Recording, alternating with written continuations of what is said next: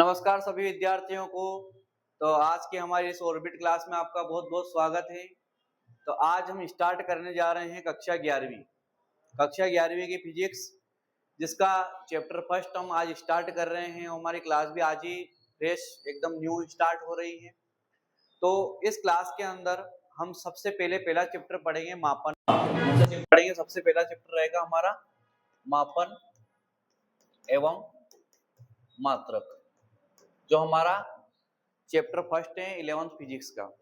मापन और मात्रक आपने कक्षा 9वीं के अंदर भी पढ़ा होगा। मापन क्या होता है और मात्रक क्या होता है। हालांकि शायद अब जो है ये वाला टॉपिक 9th की क्लास से हटा दिया गया है, 9वीं विज्ञान के अंदर से। अब हम इसको पढ़ेंगे 11th के अंदर फिजिक्स के अंदर, जो हमारा पहला चैप्टर रहेगा मापन और मात्रक का। तो मापन और मात्रक को पढ़ने से पहले हम पढ़ेंगे भौतिक राशियां क्या होती हैं। क्या पढ़ेंगे? भौतिक राशियां क्या होती हैं और भौतिक राशियां कितने प्रकार की होती हैं, और फिर उनके मात्रकों के बारे में हम चर्चा करेंगे। तो मापन और मात्रक वाले चैप्टर के अंदर सबसे पहले रहेगी भौतिक राशि। क्या होगी? भौतिक राशि क्या होती है। तो भौतिक राशि किसे कहते हैं? सबसे पहले तो ये बात हमें पता है भौतिक राशि होती क्या है। तो भौतिक राशियां वे सारी राशियां जिनका अपन मापन कर सकते हैं। किसको कहते हैं?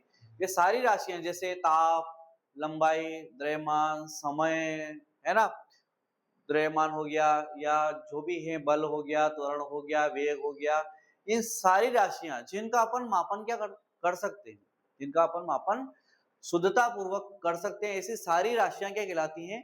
भौतिक राशियां कहलाती हैं। और ये भौतिक राशियां कितने प्रकार की होती हैं? दो प्रकार की होती हैं। कितने प्रकार की होती हैं? दो प्रकार की भौतिक राशियां होती हैं। एक होती है मूल राशि। क्या होती है? मूल राशि। एक कौन सी राशि होती है? मूल राशि होती है। और दूसरी होती है कौन सी? व्युत्पन्न राशि। कौन सी राशि होती है? व्युत्पन्न राशि। तो मूल राशियां क्या होती हैं, व्युत्पन्न राशियां क्या होती है ना। तो भौतिक राशि की परिभाषा क्या लिखेंगे? वे राशियां जिनका मापन अपन क्या कर सकते हैं? यथार्थता पूर्वक, मतलब एग्जैक्ट तरीके से अगर कर सकते हैं, तो ऐसी सारी राशियां क्या कहलाती हैं? भौतिक राशियां कहलाती हैं। मैंने इनके लिए कुछ आपके जो डेफिनेशन है उनको इसके अंदर इंक्लूड भी कर रखा है, ताकि आप इनको यहाँ से उतार लो कि भौतिक राशियों की परिभाषा क्या है।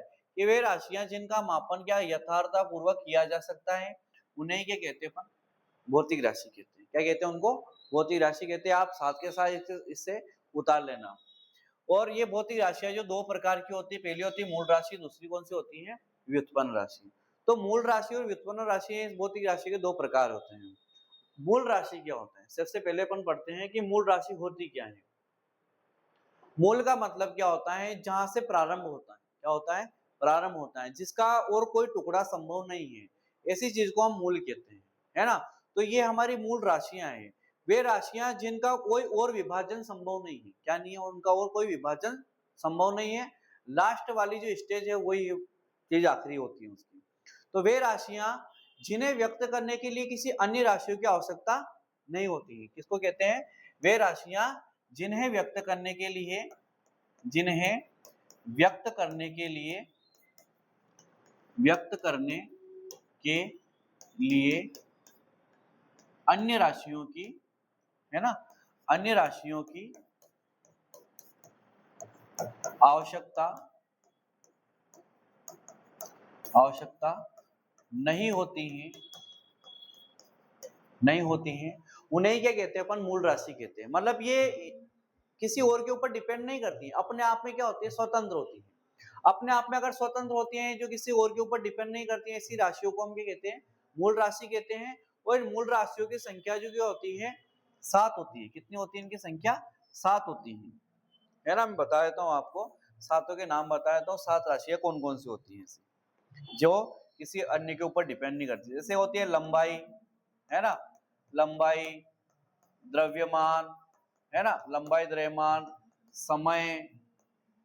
देखो लंबाई का कोई फॉर्मूला होता है क्या? कोई फॉर्मूला होता है? लंबाई किसको कहते हैं? एक पथ चली गई दूरी, किसी वस्तु के द्वारा तय की गई पथ की जो डिस्टेंस होती है या जो दूरी होती है, उसी को हम क्या कहते हैं? लंबाई कहते हैं, है ना। इसका कोई सूत्र नहीं होता है। द्रव्यमान क्या होता है? किसी राशि का अंदर कितने पदार्थ की मात्रा है, उसको कहते हैं अपन द्रव्यमान, है ना। समय है ना। इनका कोई सूत्र, लंबाई, द्रव्यमान, समय, ताप, इनका कोई सूत्र नहीं होता है।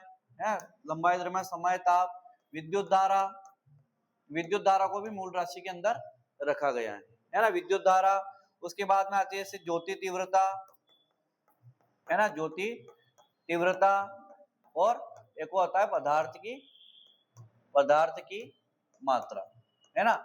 ये 7 ऐसी राशियां होती हैं जिनका कोई सूत्र नहीं होता है, जो अपने आप में पूर्ण होती है। क्या होती है? अपने आप में पूर्ण होती है, इनका कोई मात्रक नहीं होता है, सॉरी, इनके कोई सूत्र नहीं होता है ना। ये अपने आप में क्या होती है? पूर्ण होती है और किसी और के ऊपर डिपेंड भी नहीं करती हैं। ऐसी सारी राशियों को क्या कहते हैं? अपन मूल राशि कहते हैं। उनकी संख्या कितनी होती है? 7 होती है। कितनी होती है इनकी संख्या? 7 संख्याएं होती हैं ये, और इन सातों का नाम हमें ध्यान में रखना है। कौन कौन सी हो गई? लंबाई, द्रव्यमान, समय, ताप, विद्युत धारा, ज्योति तीव्रता, पदार्थ की मात्रा। ऐसी टोटल कितनी संख्या है इनकी? 7 संख्या है, जो किसी अन्य के ऊपर डिपेंड करती नहीं है। इनका कोई फॉर्मूला नहीं होता है ना। ये अपने आप में पूर्ण होती है, किसी अन्य के ऊपर डिपेंड नहीं करती है। सारी राशियां क्या कहलाती है? मूल राशियां कहलाती है। इसके बाद में आता है जैसे क्या आता है? इसके बाद में आता है हमारा दूसरी आती है राशियां हमारी, कौन सी वाली? व्युत्पन्न राशियां। क्या आती है? व्युत्पन्न राशियां क्या होती हैं? तो व्युत्पन्न राशियां किसको कहते हैं? हेडिंग डाल देते हैं यहाँ पे, व्युत्पन्न राशियां, है ना। व्युत्पन्न राशियां किसको कहते हैं? तो व्युत्पन्न राशियां नाम से स्पष्ट हो रहा है कि वे राशियां जो मूल राशियों से व्युत्पन्न की जाती हैं। कैसे? वे राशियां जो मूल राशियों से व्युत्पन्न की जाती हैं, क्या कहते हैं अपन को? वे राशियां जिन्हें किनसे? मूल राशियों से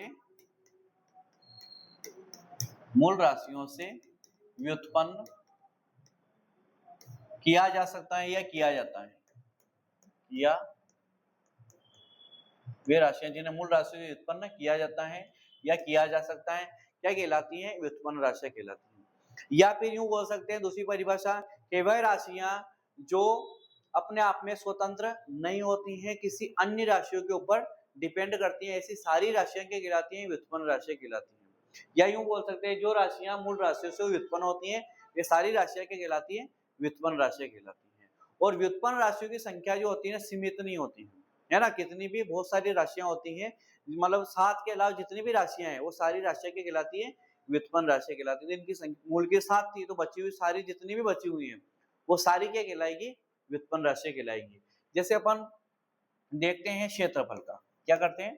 क्षेत्रफल जो है, क्षेत्रफल का एक सूत्र होता है लंबाई गुणित चौड़ाई। क्या होता है? क्षेत्रफल का सूत्र होता है लंबाई गुणित चौड़ाई। तो लंबाई का ही मापते अपन मीटर में, चौड़ाई का ही मापते मीटर में, तो ये भी एक प्रकार की लंबाई है ना। तो ये लंबाई गुणित लंबाई, क्या लिख सकता हूं मैं इसको? लंबाई। इसको भी क्या लिख सकता हूं मैं? लंबाई, है ना।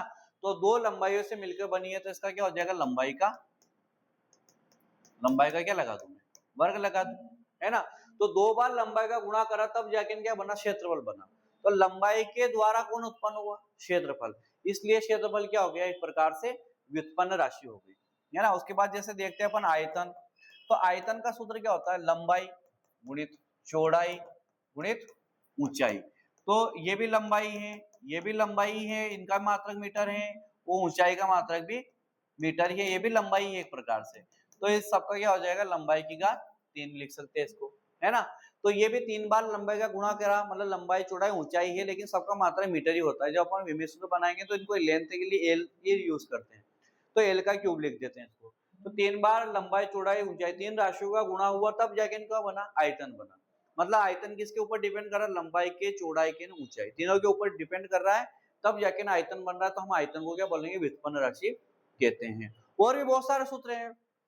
दाब का ले लो, दाब बराबर क्या होता है? बल बटे क्षेत्रफल। क्या होता है? बल बटे क्षेत्रफल। वो ले लो। वेग का ले लो, वेग बराबर क्या होता है? विस्थापन बटे समय। क्या होता है? विस्थापन बटे समय। तो वे सभी राशियां जो मूल राशियों से उत्पन्न होती हैं या किसी अन्य राशि के ऊपर डिपेंड करती हैं, सारी राशियां क्या कहलाती हैं? व्युत्पन्न राशियां कहलाती हैं। इस प्रकार से भौतिक राशि की परिभाषा और भौतिक राशि की कितने प्रकार की हो? 2 प्रकार की होती है, उनकी परिभाषा और उनके उदाहरण अपने को नोट करना है। तो मैंने इसके लिए आपको एक बार यहाँ से एक लिंक चला देता हूँ यहाँ पे, आपको मैंने सब लिख रखा है, तो स्क्रीनशॉट ले लेना है इसका और अपने इसको लिख लेना है। दोनों मूल राशियां भी हो गई, ये भौतिक राशि की परिभाषा है, मूल राशि की परिभाषा, व्युत्पन्न राशि की परिभाषा, इनके उदाहरण भी इसी के अंदर हमने इंक्लूड कर रखे हैं। ये दोनों परिभाषाएं साथ के साथ हो जाएगी, है ना। इसके बाद में अगला क्वेश्चन आता है हमारा, अगला क्वेश्चन लिखेंगे मापन होता क्या है। अगला क्वेश्चन क्या पूछता है कि मापन क्या होता है। तो मापन होता क्या, नाम से स्पष्ट हो रहा है ये भी। मापन किसी भी भौतिक राशि का किसी दूसरी संदर्भ मानक कोई सा भी हो गया, उस संदर्भ मानक से उसका तुलना करना क्या कहलाता है, मापन कहलाता है। जैसे मैं लेने के लिए गया, एक शक्कर लेने के लिए गया, मैं क्या लेने के लिए गया, शक्कर लेने के लिए गया, तो शक्कर को वो जो होता है द्रव्यमान होता है, शक्कर के अंदर पदार्थ की मात्रा होती है, तो वो क्या द्रव्यमान है।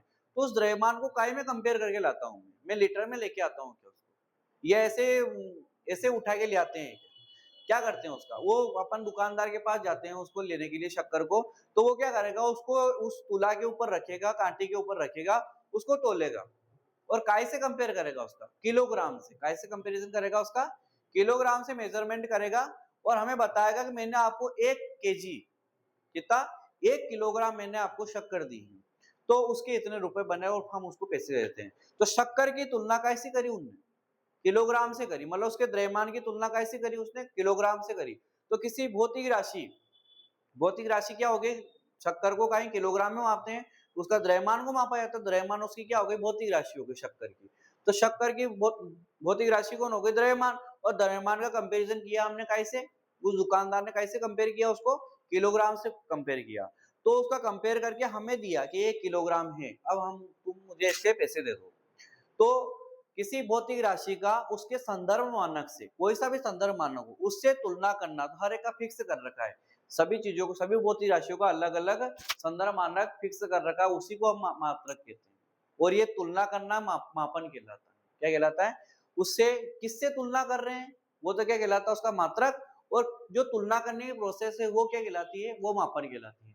तो इसकी परिभाषा देखो मापन की, क्या लिख रखी है परिभाषा, कि किसी भौतिक राशि, मैंने बताया जैसे द्रव्यमान का किसी संदर्भ मानक से क्या करना है, उसके संदर्भ मानक से तुलना करना, है ना, स्टैंडर्ड रेफरेंस करना, उसका तुलना करना क्या कहलाता है, उसका क्या कहलाता है, मापन कहलाता है। और मापन के बाद में आता है ये प्रोसेस, तो क्या कहलाती है, जो कंपेयर करने वाली प्रोसेस तो मापन कहलाती है, लेकिन कंपेयर कैसे कर रहे हैं, जैसे मैंने द्रव्यमान का कंपेयर किया, कंपैरिजन किया कैसे, द्रव्यमान से, तो वो द्रव्यमान सॉरी द्रव्यमान का कंपैरिजन किया मैंने कैसे, किलोग्राम से, तो वो किलोग्राम क्या हो गया, उसका उसका मात्रक हो गया। तो द्रव्यमान तो हो गया क्या, द्रव्यमान जो हो जाएगा वो हो जाएगा क्या, द्रव्यमान तो एक प्रकार का क्या हो गया, भौतिक राशि हो गई, है ना, लेकिन इसका मात्रक क्या हो गया, किलोग्राम, क्योंकि मैंने इसका कंपेयर कैसे किया, किलोग्राम में किया। मैं देख रहा हूँ कि समय, मुझे पूछा गया है कि समय क्या हो रहा है, तो मेरे को पूछा समय, तो समय तो हो गई भौतिक राशि, तो मैंने इसकी तुलना करी कैसे, मिनट से, घंटे से या सेकंड से। तो मोल जो एसआई मात्रा होता है वो सेकंड होता है, इसलिए इसके मात्रा का भी देखते हैं अपन, सेकंड देते हैं। मुझे पूछा गया कि कितने लंबाई चल के आए तुम, तो मैं बताऊंगा उसको कि मैं 10 मीटर चल के आया। कितना मीटर चल के आया, 10 मीटर चल के आया। तो मैंने लंबाई की तुलना कैसे करी, मीटर से करी, कैसे करी, मीटर से करी। तो ये मीटर क्या हो गया, लंबाई का मात्रक हो गया। और ये कंपेयर करने की जो प्रोसेस है ये कहलाती है मापन, है ना। और भी बहुत सारी चीजें होती हैं, मैं यहाँ का रूम का टेम्परेचर, या गर्मी लग रही है, क्या बोलेंगे पर गर्मी लग रही है, कि क्या हो रहा है कि यार गर्मी बहुत ज्यादा लग रही है, क्यों लग रही है, किस कारण से गर्मी लगती है, तो क्या आज आज टेम्परेचर क्या बहुत ज्यादा है, तो मैं बता दूं कि आज यार आज का टेम्परेचर क्या हो गया कि यार 40 डिग्री हो गया, तो 40 डिग्री सेल्सियस, या फिर केल्विन में भी लिखते हैं इसको, है ना, या सेंटीग्रेड में भी बोलते हैं। तो इस प्रकार से केल्विन हो गया, है ना, सेंटीग्रेड हो गया, ये क्या होता है, ताप के मात्रक होते हैं। तो मैंने फट से क्या कर दिया कि मुझे बोला गर्मी लग रही है, तो मैंने बोल दिया कि यार टेम्परेचर बहुत ज्यादा है, तो टेम्परेचर ताप की तुलना क्या है, मैंने सेंटीग्रेड से कर दी, कितना तो इतना सेल्सियस टेम्परेचर हो गया है 40 डिग्री, तो गर्मी लग नहीं है। तो ये होता है मापन, है ना, किसी भौतिक राशि का उसके संदर्भ मानक से, संदर्भ मानक से हमने उसकी तुलना करी है, उसको क्या बोलते हैं अपन, उसका मात्रक कहते हैं। तो हमने यहाँ पढ़ी है, एक तो भौतिक राशि दो प्रकार की होती है, फिर हमने पढ़ा मापन क्या होता है, तो मापन उसके कंपैरिजन जिस भौतिक राशि से करते हैं, है ना, तो ये प्रोसेस क्या कर रहा है, तुलना करने के वाली जो प्रोसेस होती है इसी को क्या कहते हैं अपन, मापन कहते हैं। मापन किससे कर रहे हैं? भौतिक राशि से। उस भौतिक राशि को क्या कहते हैं? मात्रक कहते हैं। तो फिर अगला क्वेश्चन हमारा यही बनेगा कि मात्रक क्या होता है।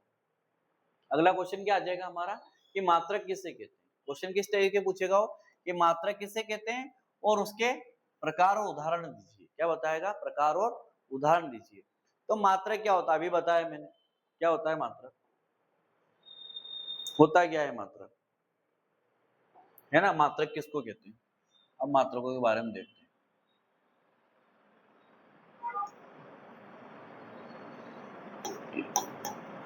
मात्रक किसको कहते हैं? तो किसी भौतिक राशि का, है ना, उसी भौतिक राशि के जैसे किसी अन्य संदर्भ मानक से तुलना करते हैं। तो जिस संदर्भ मानक से उसकी तुलना करते हैं उस संदर्भ मानक को इस भौतिक राशि का क्या कहते हैं? अपन मात्रक कहते हैं। डेफिनेशन के लिए मैंने आपको यहाँ पे इसके लिए भी बना के दे रखी है, पूरी मात्रकों की क्या परिभाषा होती है, ये सारी चीजें हमने यहाँ पे दे रखी है। ये लिख रखा। भौतिक राशि के मापन के लिए प्रयुक्त किए गए संदर्भ मानक भी क्या होता है? उसी भौतिक राशि का क्या होता है? मात्रक कहते हैं। है ना, किसी भौतिक राशि के मापन के लिए प्रयुक्त संदर्भ मानक को, जिस संदर्भ मानक से अपन उसके कंपैरिजन कर रहे हैं उस संदर्भ मानक को उस भौतिक राशि का क्या कहते हैं? अपन मात्रक। जैसे मैंने बताया था अभी द्रव्यमान एक भौतिक राशि थी, उसका कंपैरिजन किया हमने किलोग्राम से, तो वो किलोग्राम क्या हो गया?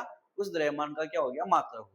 तो उसको संदर्भ मानक बोलते हैं। भौतिक राशि की तुलना जिस संदर्भ मानक से हमने करी है उस संदर्भ मानक को भौतिक राशि का क्या कहते हैं? अपन मात्रक कहते हैं। और मात्रक भी दो प्रकार के होते हैं, एक तो मूल मात्रक और दूसरा होता है व्युत्पन्न मात्रक। तो मूल मात्रक किसको कहते हैं?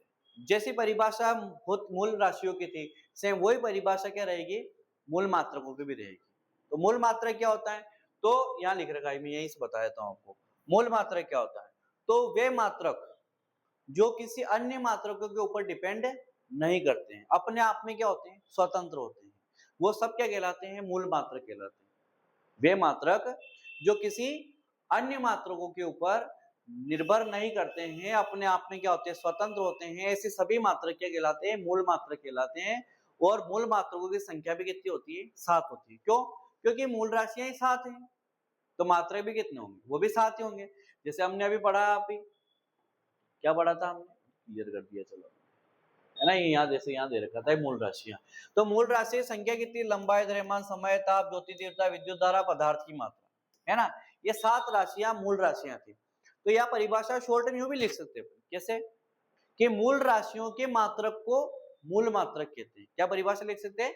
मूल राशियों के मात्रक को मूल मात्रक कहते हैं। डायरेक्ट परिभाषा लिख दो, है ना। मात्रक में मूल मात्रक की परिभाषा क्या लिख दे अपन?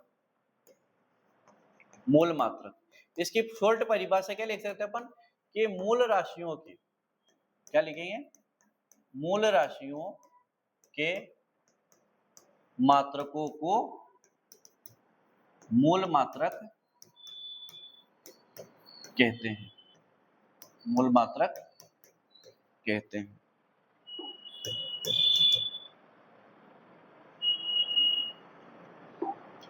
मूल मात्रक कहते हैं। शॉर्ट परिभाषा ऐसे लिख दो डायरेक्ट, या फिर वो जो उसके जैसे लिखेंगे जैसे लिखेंगे, क्योंकि मूल मात्रक उन मात्रकों कहते हैं जो किसी अन्य मात्रकों के ऊपर निर्भर नहीं करते हैं, जो अपने आप में क्या होते हैं?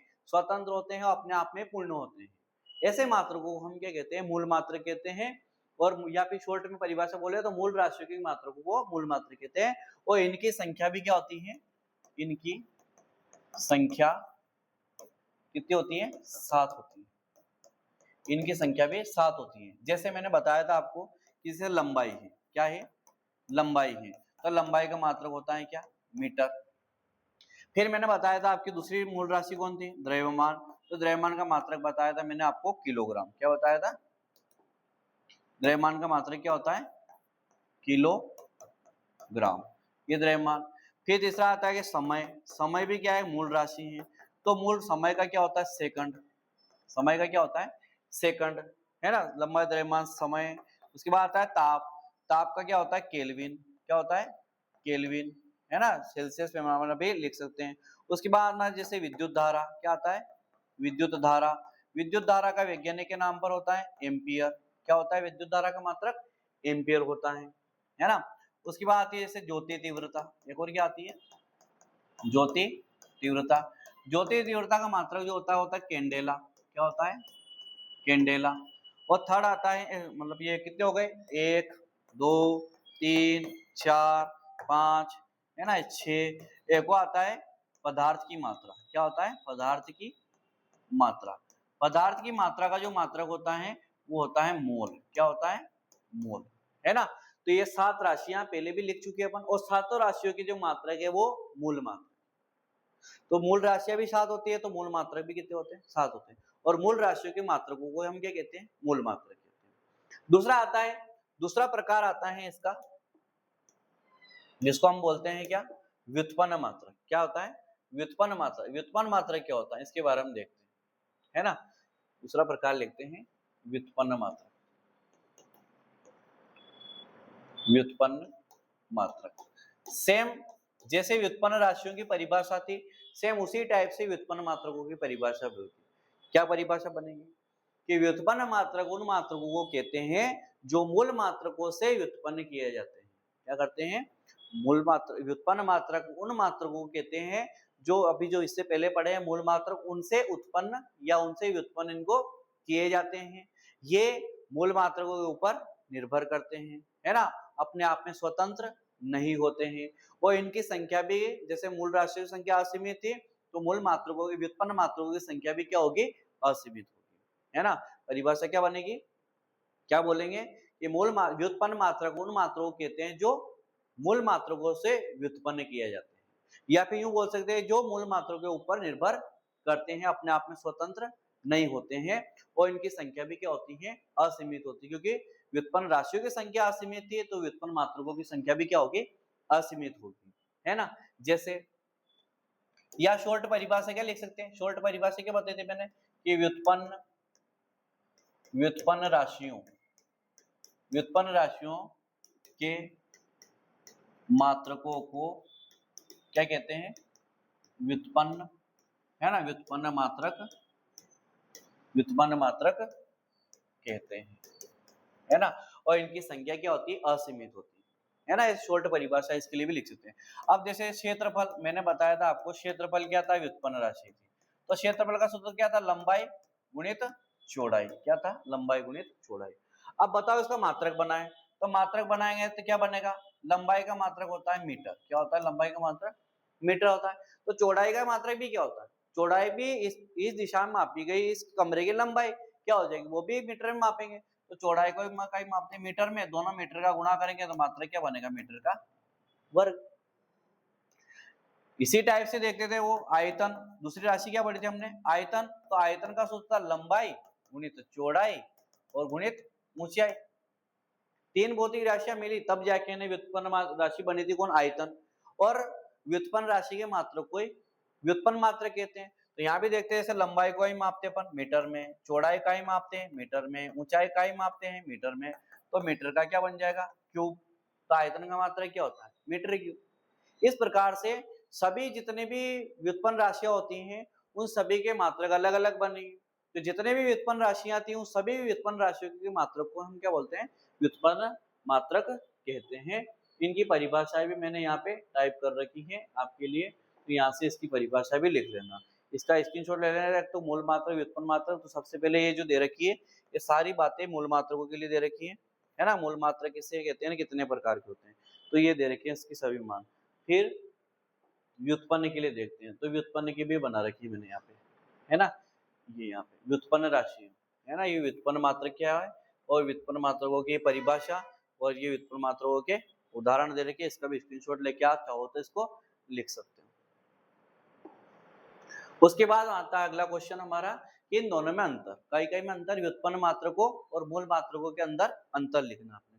तो हमने सारी परिभाषाएं पढ़ ली हैं, सारी जानकारी पढ़ ली है, तो नॉर्मली इस अंतर को अपन लिख सकते हैं, भी पेपर के अंदर पूछा जाता है। तो सबसे पहले मूल मात्रक, तो क्या लिख रखा है? मूल राशियों के मात्रकों को मूल मात्रक कहते हैं, जो मैंने शॉर्ट वाली परिभाषा लिख रखी है वो उससे। और व्युत्पन्न राशियों के मात्रक को व्युत्पन्न मात्रक कहते हैं। नॉर्मल तरीके से देख सकते हैं। ये कहते हैं एक दूसरे से पूर्णतः स्वतंत्र होते हैं, मतलब मूल मात्र किसी और के ऊपर डिपेंड करते ही नहीं, अपने आप में क्या होते हैं? पूर्ण होते हैं, दूसरे के ऊपर निर्भर नहीं करते, मतलब क्या है? स्वतंत्र है। तो ये क्या होते हैं? पूर्णतः स्वतंत्र होते हैं। और ये जो होते हैं व्युत्पन्न मात्रक, ये मूल मात्रकों के ऊपर डिपेंड करते हैं। किसके ऊपर डिपेंड करते हैं? इन मूल मात्रकों से व्युत्पन्न मात्रक बनते हैं। तो यहाँ के ये परतंत्र होते हैं, मतलब स्वतंत्र नहीं होते हैं, इनके ऊपर डिपेंड करते हैं। एसआई में 7 मूल मात्रक होते हैं। क्या होते हैं? 7 मूल मात्रक और 2 क्या होते हैं? पूरक मात्रक भी शामिल किए गए हैं। 2 पूरक मात्रक भी होते हैं। एक नाम बता देता हूँ, एक होता है रेडियन। क्या होता है? रेडियन, जो मात्रक होता है कोण का। किसका मात्रक होता है? ये कोण का। और दूसरा होता है स्टेरेडियन। क्या होता है? स्टेरेडियन, जो मात्रक होता है घन कोण का। किसका होता है? घन कोण का, है ना। तो ये 2 पूरक मात्रक भी होते हैं। 7 तो मात्रक होते हैं और 2 पूरक मूल मात्रक भी माने जाते हैं, जिनका नाम होता है तो कोण, जो कोण भी जैसे पूरक मूल मात्रक है तो पूरक मूल राशियां भी होती है, कोण और घन कोण। इसका रेडियन, इसका स्टेरेडियन। इनको अपन मात्रक की जो पद्धतियां पढ़ेंगे ना, तब वहां पे लिखेंगे। और ये व्युत्पन्न मात्रकों की संख्या क्या होती है? सीमित नहीं होती। इनकी तो कितनी होती है? 7 होती है और 2 पूरक मात्रक भी होते हैं और व्युत्पन्न मात्रकों की संख्या सीमित नहीं होती है। इस प्रकार से अपन क्या करेंगे? इन भौतिक राशियों के बारे में आज हमने पढ़ा है। विभिन्न प्रकार की भौतिक राशियां पढ़ी हैं, जैसे अपन भौतिक राशि, उसकी परिभाषा, है ना, फिर उस भौतिक राशि के प्रकार और उसके उदाहरण, मूल राशि और व्युत्पन्न राशि। फिर उसके बाद में पढ़ा हमने मापन होता क्या है ना। उसके बाद में हमने मापन करने के लिए जिस संदर्भ मानक का कंपैरिजन किया, उस संदर्भ मानक को हम क्या कहते हैं? मात्रक कहते हैं।